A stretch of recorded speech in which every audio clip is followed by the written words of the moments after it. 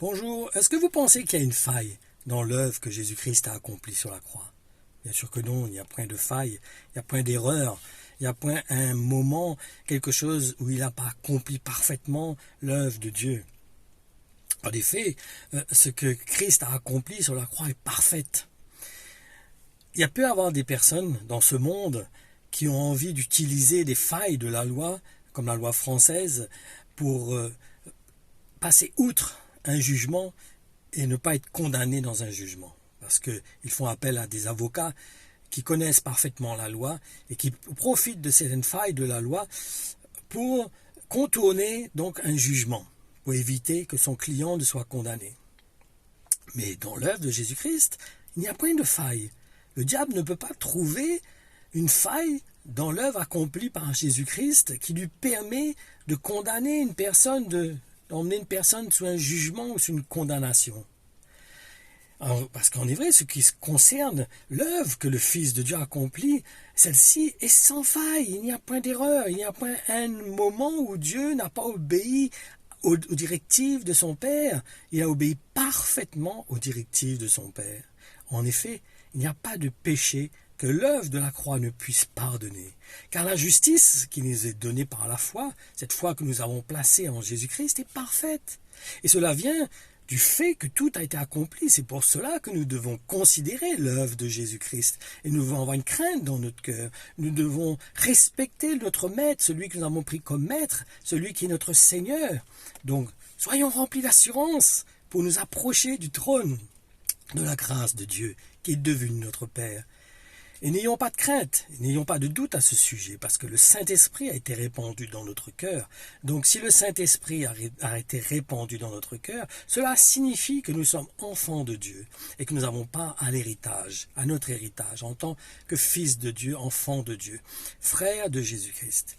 Effectivement, l'œuvre d'obéissance du Fils de Dieu n'a laissé aucune place pour une faille. Du moins, pour être plus exact, il est vrai que nous pouvons être privés de la justification. Et cela vient lorsque quelqu'un pêche contre le Saint-Esprit. Et c'est pour cela que nous devons être conduits par le Saint-Esprit, afin de savoir lorsque nous l'attristons, et ainsi rectifier notre situation. Parce qu'il est important de rectifier. Il ne faut pas croire que nous sommes pardonnés, que nous continuons à vivre nos vies normales. Parce que quand nous sommes nés de nouveau, c'est une nouvelle naissance. Donc c'est une nouvelle vie.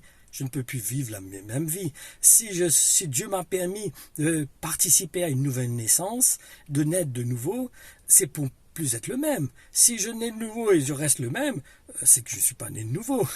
Ou alors je reste un bébé.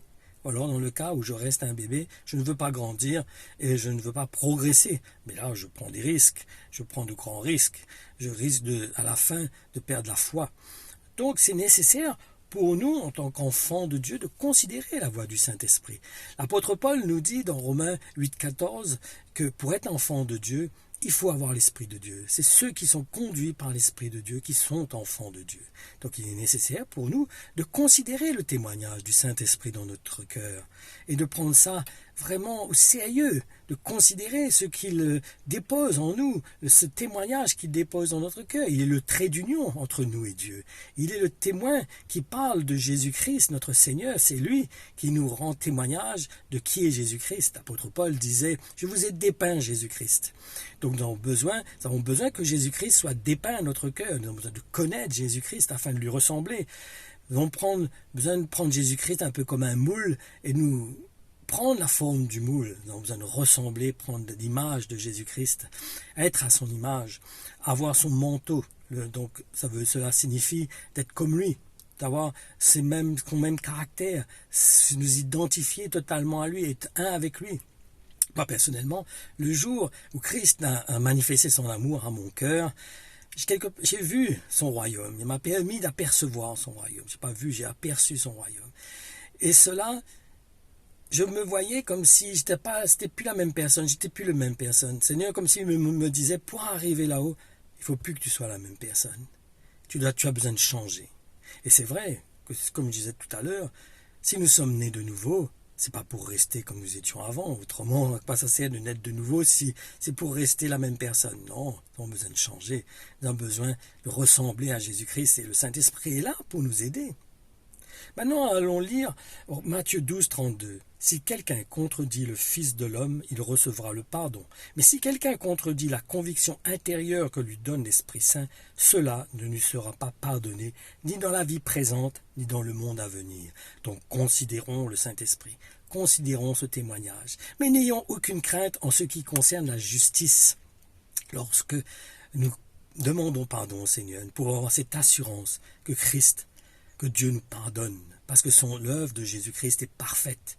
Il n'y a point de faille dans son œuvre. Le diable ne peut pas utiliser une faille parce qu'il n'y en a pas. Il n'y en a pas. Si le diable vient vers vous et vous accuse, dites-lui, il n'y a point de faille dans l'œuvre accomplie par Jésus-Christ. Son œuvre est parfaite. Christ a tout accompli. Il a obéi parfaitement aux ordres de son Père. Maintenant, comme je vous disais, le Seigneur nous demande à suivre le Saint-Esprit, à écouter son témoignage dans notre cœur, à considérer ce qu'il nous dit. Et suivons ses enseignements. Parce que ce sont ces enseignements qui nous permettent de connaître Jésus-Christ. Sans les enseignements de l'Évangile, nous ne pouvons pas connaître Jésus-Christ. Donc c'est quand j'écoute l'Évangile, quand je m'adapte à l'Évangile, là je connais Jésus-Christ. Et il faut le connaître parfaitement, afin d'être parfait comme lui, parce que c'est ce qu'il attend de nous. Soyez bénis, ayez cette assurance, soyez dans l'allégresse, dans la joie de savoir que tout est accompli et qu'il n'y a aucune faille dans son œuvre sur la croix.